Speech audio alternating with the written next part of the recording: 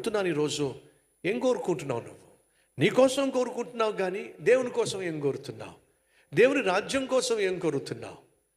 బ్రతికున్నవాడు ఇక మీదట తన కొరకు కాక తమ కొరకు ప్రాణం పెట్టిన యేసుక్రీస్తు కొరకే బ్రతకాలే. ఇది దేవుని యొక్క పిలుపు, ఇది దేవుని చిత్తం. మనం బ్రతకాల్సింది ఎవరి కోసం చెప్పండి? ఏంటి బ్రదరు, మేము కష్టపడేది, ఉద్యోగం చేసేది, ఊడిగం చేసేది, సంపాదించేది దేవుడి కోసమా?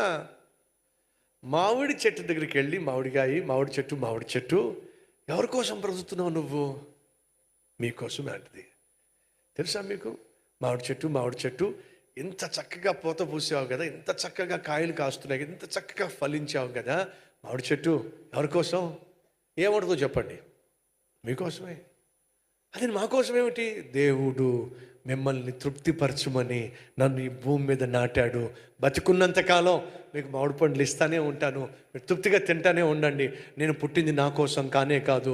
మామిడి చెట్టు వేల పండ్లు కాసిన, ప్రతి కాలంలో వేల పండ్లు కాసిన మామిడి చెట్టు ఒక్క పండు కూడా తిన్నట్టుగా ఇప్పటి వరకు చరిత్రలో ఉందా అండి?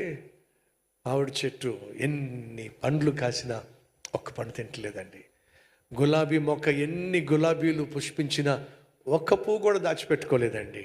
సృష్టి తెలియజేస్తుంది ఏంటో తెలుసా? మేము పుట్టిందే దేవుడు ఆశించినట్టుగా మేము ఫలించటానికి, జీవించడానికి.